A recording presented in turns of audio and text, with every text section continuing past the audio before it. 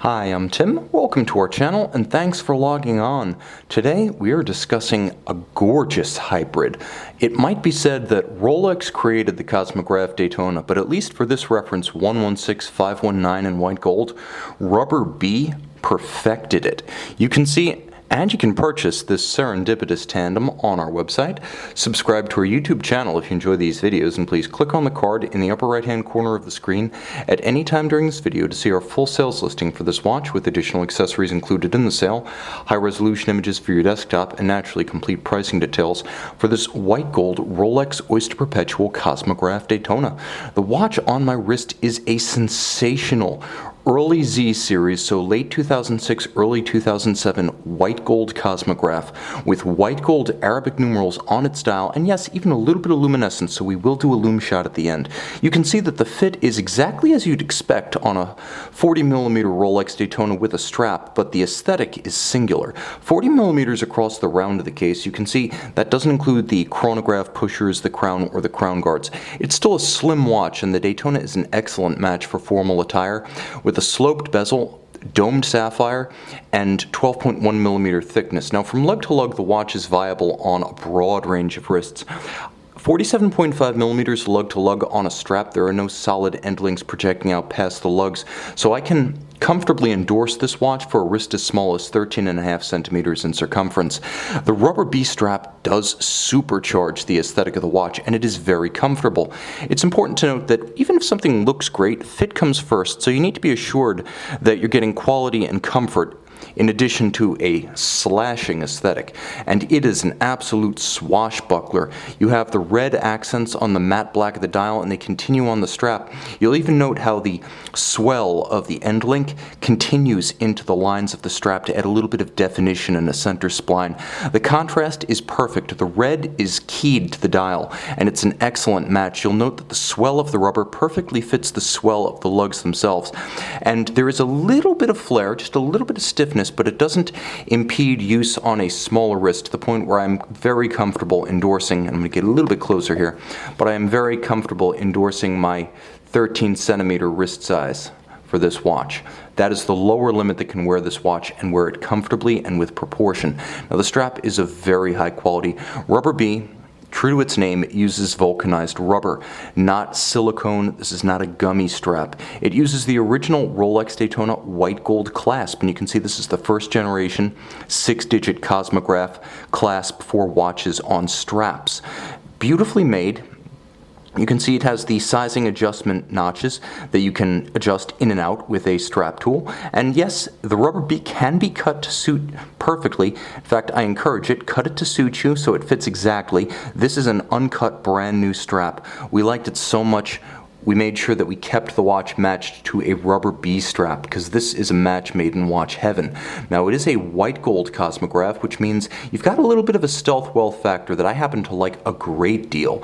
It is gray gold, properly speaking, not a white gold that has been rhodium plated. Gray gold is 18 karat white gold that is homogeneous. So all the way through, if you were to scratch it or scuff it, you wouldn't see yellow underneath. It's not plated, and it never needs to be rhodium plated. It's just a solid white material that Rolex blends in its own foundry and stamps in its own case manufacture.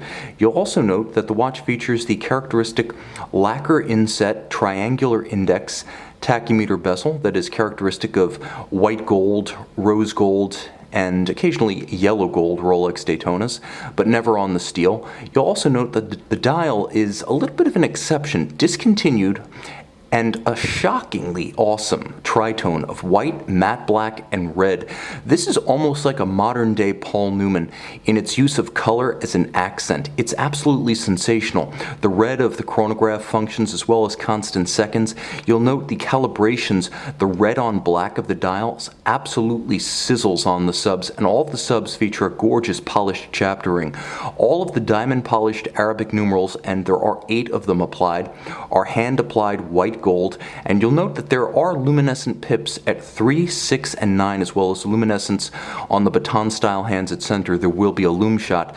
It's simple white on black printing at 12 o'clock, so while Rolex does like to write a book on its dials, here it's at least symmetrical and handsomely situated.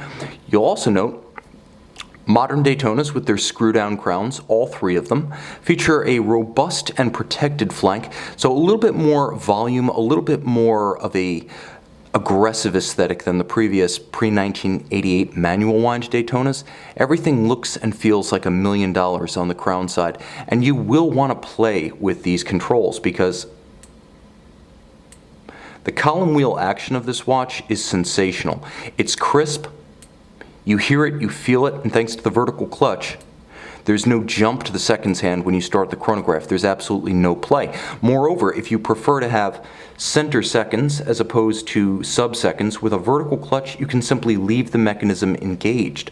There's no additional hazard, wear or tear, or shortened maintenance interval for leaving a vertical clutch chronograph engaged. Furthermore, the system is born on 44 joules automatic winding with a 70-hour power reserve. The caliber 4130 in the Daytona was the first of the modern 3-day power reserve Rolex movements, Rolex in-house movements, and it replaced the older Zenith-based El Primero caliber 4030. 31 joules on that one, 44 on this one. This one also has hacking seconds, a feature that the El Primero did not boast. So if you do want to set your watch precisely to a reference time, you can set it to the second thanks to hacking seconds. 100-meter water resistance thanks to the screw downs. The watch has a free-sprung balance with a full balance bridge, so it's very shock resistant, and it does feature a Rolex Parachrom anti-magnetic hairspring that also has a Breguet overcoil structure, so relative to different positions and orientations with respect to gravity, the watch will always keep good time. That's the advantage of a Breguet overcoil, and overcoils generally. They center the mass of the hairspring for better concentric beating as gravity applies in different positions. And of course, it is a COSC certified Swiss chronometer. This is a watch that fires on all cylinders, and we're going to zoom out one more time so you can see it in its entirety. Thanks to the aesthetic of this sensational contrasting stitch, black rubber, natural rubber strap from Rubber B, the Daytona, at least this iteration in white gold with this dial, simply sizzles. See why and own it on our website. Rolex Oyster Perpetual Cosmograph Daytona in white gold 116519 with a spectacular red, black, and white printed dial with white gold applied Arabic numerals and tri-luminescent pips at 3, 6, and 9. See it in its Rubber B clad glory on the watch box.